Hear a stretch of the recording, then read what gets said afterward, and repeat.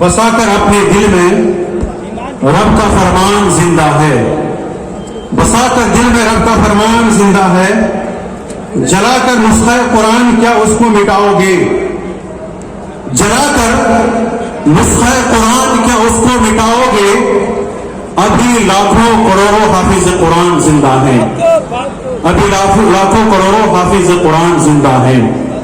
حضرات محترم، قرآن کریم کی تلاوت کے لیے نکالیں گے لوگ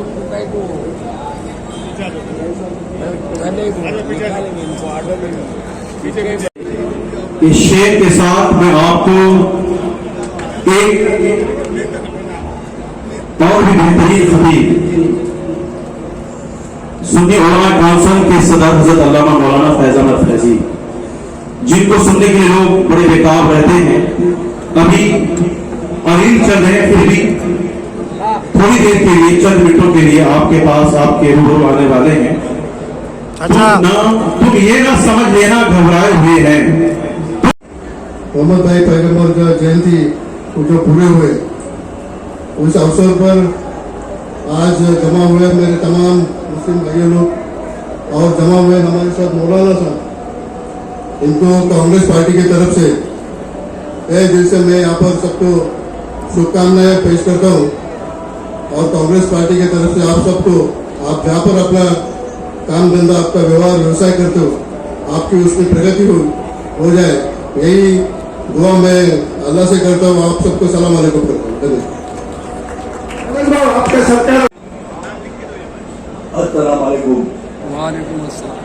پیپل شہر جلوس کمیٹی دوارا آیوجت یہ 15ویں سالانہ جشن عید میلاد النبی محمد پیغمبر جینتی کافی دھوم دھام سے پورے بھارت ورش میں یا پوری دنیا میں منائی جاتی ہے۔ محمد پیغمبر ایک انسانیت کا پیغام اور آپ قرآن کا جو ایک میسج ہے وہ پورے اسلامک بھائیوں بہنوں تک پہنچانے کا کام اللہ کے ایک گیت بولے جاتے ہیں، وہ محمد پیغمبر جی کی جینتی بہت خوشی سے اور بہت دھوم دھام سے منائی جاتی ہے، اور مجھے خوشی ہے کہ پیپل شہر میں سے بھی سبھی پورے شہر میں سے تمام بھائیوں کے اور علماء کونسل پیپل شہر مولانا اور سبھی اماموں کو مبارکباد دیتا ہوں۔ یہ مبارکباد میں میری طرف سے اور مہاراشٹر کے اپ مکھی منتری آدرنیہ اجیت دادا پوار، راشٹروادی کانگریس پکش کی طرف سے بھی میں تمام پیپل شہر کے بھائیوں بہنوں کو یہ مبارکباد دینا چاہتا ہوں۔ اس اوسر پر ہمارے بیچ موجود یہ جو آپ کے پیپل شہر جلوس کمیٹی کے جو ادھیکش ہیں، رمضان عطار بھائی، مانیہ حبیب شیخ بھائی، مانیہ یوسف قریشی بھائی، مانیہ اکبر ملا جی، مانیہ ذاکر شیخ جی، اظہر خان جی، یہ سبھی کو، اور اسی طرح مولانا فیض احمد صدر جی، مولانا ندیم اللہ سرپرساد جی، یہ سبھی کو مطلب میں تہہ دل سے دھنیہ واد یہاں پر دوں گا، اور میں آپ سبھی لوگ کا میں استنقذنا به من عبادة الأوثان والأصنام وعلى آله وأصحابه النجباء البررة الكرام، أما بعد فأعوذ بالله من الشيطان الرجيم، بسم الله الرحمن الرحيم، قد جاءكم من الله نور وكتاب مبين، صدق الله العظيم وصدق رسوله النبي الكريم۔ معزز علماء کرام، محترم سامعین و حاضرین، خطاب سے قبل سارے لوگ مل جل کر عقیدت و محبت کے ساتھ سید کائنات مصطفیٰ جان رحمت، شمع بزم ہدایت، فخر موجودات، سید آدم و اولاد آدم، نور مجسم، نبی محترم، رحمت دو عالم جناب محمد رسول اللہ सल्लल्लाहु अलैहि वसल्लम की बारगाह बेकस पनाह में नजराने दरूद पेश करने की सआदत हासिल करें। पढ़ें अल्लाहुम्मा सल्लि अला सय्यिदना मौलाना मुहम्मदिन मअदनिल जूद वल करम व आलिहि व बारिक व सल्लिम सलातन व सलामन अलैका या रसूलल्लाह। आज जिस महफिल में आप तशरीफ फरमा है, इस महफिल पाक को निस्बत है रहमत दो आलम सल्लल्लाहु अलैहि वसल्लम से। सारी कायनात जानती है कि वह जो न थे तो कुछ न था, वह जो न हो तो कुछ न हो, जान है वो जहान की, जान है तो जहान है। नबी मुहतरम सल्लल्लाहु अलैहि वसल्लम जाने कायनात हैं, वह रूह कायनात हैं। उनकी वजह से सारी बहारें हैं। अल्लाह तबारक व तआला अपने महबूब को दुनिया में भेजना चाहा तो अल्लाह ने आसमान का शामियाना तना, अल्लाह ने ज़मीन का फर्श बिछाया, अल्लाह ने आसमान के सूरज और चांद की पिंडलियाँ लटका दी, अल्लाह ने दरख्तों की बहारें दुनिया में पैदा की, नदी नाले डेजर्ट झरना, ये सारी चीज़ें अल्लाह ने दुनिया की खूबसूरती के लिए सजा दी। अब इस दुनिया में अल्लाह ने अपने महबूब ज़ी वक़ार सल्लल्लाहु अलैहि वसल्लम को मबऊस फरमाया। मबऊस इसलिए फरमाया ताकि अल्लाह के बंदों को बता दिया जाए कि हमारा मकसद हयात क्या है। अल्लाह के बंदों को बता दिया जाए कि ये दुनिया क्यों बनी है। अल्लाह के बंदों को बता दिया जाए कि हमारा मालिक और खालिक और राज़िक कौन है। बता दिया जाए कि हमें जिंदगी किस तरह गुजारनी चाहिए, हमारा निज़ाम हयात क्या होना चाहिए।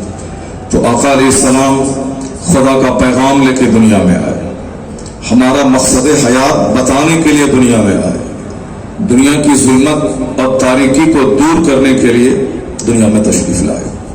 आका अलैहिस्सलाम के आने का लम्हा, हुजूर के आने की ज़मीन, हुजूर के आने का वक्त, हुजूर के आने का अहद, हुजूर के आने का ज़माना, सारी चीज़ें बेमिसल और बेमिसाल है।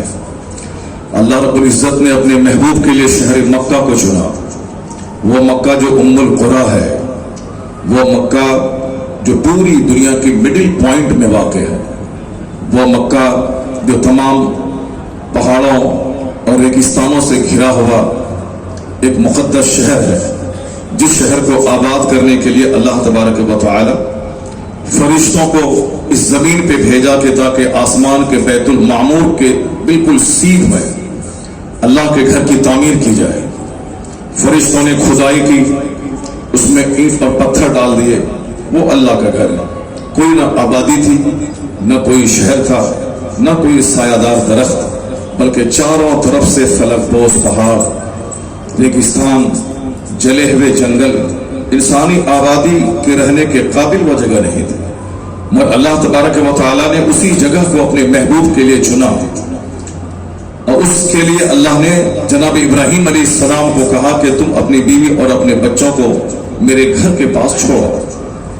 महबूब को भेजना है, 5000 साल पहले से तैयारी हो रही है ताकि मक्का शहर आबाद है, ताकि वह शहर दुनिया के सारे शहरों में सबसे ज्यादा खूबसूरत हो। मुस्तफ़ा को जिस खानदान में भेजना है वो खानदान सखावत, बहादुरी, इल्म, हिकमत, फयाजी, नॉलेज, विजडम, ब्रेवरी, ह्यूमैनिटी, हर एतबार से दुनिया में लाजवाब कौम।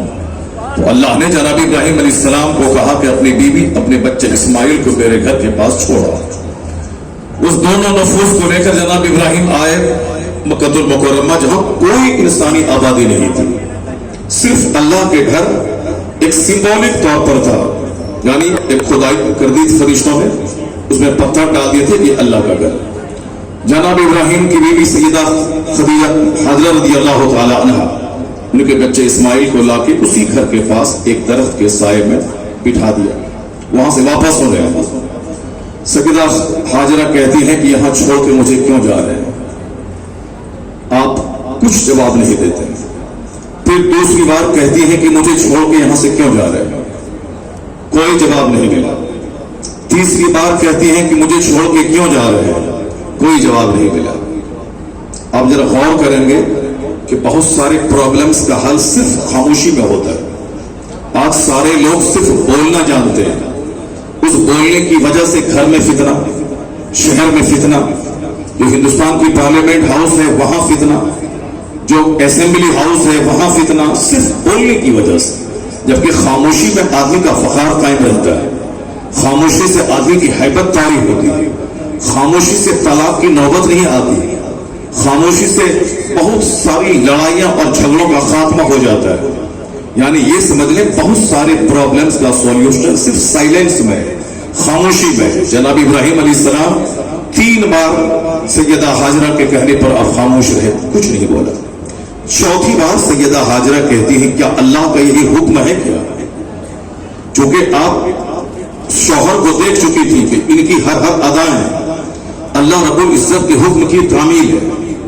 یہ اپنے رب کی مرضی کے بغیر کچھ نہیں کرتے ہیں. اب ہونا بھی یہی چاہے کہ بندے کے پیدا ہونے کا مقصد ہی ہے رب کریم کی عبادت کرنا. مکان اسی لیے ہے تاکہ میں اس میں رہوں، اور اس میں اس لیے رہوں تاکہ میں دنیا بنانے والے رب کریم کی عبادت کروں. کپڑا اسی لیے ہے تاکہ میں پہنوں، اور اس لیے پہنوں تاکہ میں ستر چھپاؤں، اور ستر چھپاؤں اس لیے کہ میں زندہ رہوں، زندہ رہ کے رب کریم کی عبادت کروں. اللہ نے ہمارے لیے آسمان اور زمین، ہمارے لیے فصلیں، ہمارے لیے فروٹس، ہمارے لیے ویجیٹیبلس، ساری چیزیں بنائی تاکہ تم خوب آرام سے سیب سنترا کھاؤ، سبزیاں کھاؤ، گیہوں اور چاول کھاؤ، آکسیجن سے سانس لو، اور درخت کے پتوں کو کاربن ڈائی آکسائڈ کے لیے تاکہ دنیا کی فضا متعفن نہ ہو. یعنی ایک ایسا خوبصورت سسٹم اللہ نے بنایا ہے کہ تاکہ میری ساری زندگی درخت کے پتے کھینچ لیں اور پھر ہمیں تازہ آکسیجن دے کر زندہ رہنے کا موقع دیں. تو اللہ نے زمین کے نیچے سے پانی نکالا، سمندر کے کھارا پانی کو آسمان پہ لے جا کے ایک پروسیس کے ذریعہ میٹھا بنا کے ہمارے لیے گرایا تاکہ ہم پانی پی کے زندہ رہیں. ورنہ اگر اللہ ایسا نہ کرے تو سمندر کے کنارے بمبئی میں لوگ تڑپ تڑپ کے بغیر پانی کے مچھلی کی طرح مر جائیں گے. سمندر کے کنارے وہ پانی سے پیاس نہیں بجھ پائے گی. یہ قدرت کا نظام ہے کہ اسی کھارے اور سالٹیڈ پانی کو اللہ آسمان پہ لے جاتا ہے، اور پھر وہاں سے وَأَنزَلْنَا مِنَ السَّمَاءِ مَاءً مُبَارَكًا، آسمان سے برکت والا پانی اتار کر ہمارے زندہ رہنے کے لیے پینے کا انتظام فرماتا ہے. یہ سارا سسٹم یونیورس کا صرف ہمارے لیے ہے تاکہ میں زندہ رہوں، کھاؤں تاکہ زندہ رہوں، مکان میں رہوں تاکہ بارش کے قطروں سے بچوں، دھوپ کی شدت سے بچوں، کڑاکے کی سردی سے بچوں تاکہ میں زندہ رہوں. اور زندہ کیوں رہوں؟ لڑائی جھگڑا کرنے کے لیے، گالی گلوچ کرنے کے لیے، پانی سے زیادہ شراب پینے کے لیے، اپنی ماں اور اپنے باپ کو ذبح کرنے کے لیے، اپنی بیوی چھوڑ کر دوسروں کی بہو بیٹی میں بری نگاہ ڈالنے کے لیے، سماج کو آتنک اور لڑائی جھگڑے سے بھر دینے کے لیے نہیں. یہ سارا سسٹم ہمارے لیے. اور جب تنہائی میں بیٹھ کر غور کریں گے کہ میں کس کام کے لیے ہوں، کیا کھانے کا مقابلہ، کیا کپڑے کا مقابلہ، کیا مکان کا مقابلہ اسی لیے پیدا ہوا ہوں، جواب ملے گا نہیں. ساری کائنات تمہارے لیے ہے، تمہاری پیشانی کا سجدہ کائنات بنانے والے خدا واحد کے لیے. سبحان اللہ. وما خلقت الجن والانس الا ليعبدون. اللہ کہتا ہے میں نے انسان اور جنات کو عبادت کے لیے پیدا کیا ہے. مگر افسوس کی بات ہے کہ لوگ کھانے کے مقابلے میں لگ گئے، لوگ پہننے کے مقابلے میں لگ گئے، مکان بنانے کے مقابلے میں لگ گئے، اور جو مقصد حیات تھا اس مقصد حیات کو لوگ فراموش کر گئے. پیغمبر اعظم علیہ السلام اسی مقصد حیات کو بتانے آئے. اس سے پہلے سارے انبیاء مرسلین یہی پیغام لے کے آئے، جس میں ایک بڑے پیغمبر جناب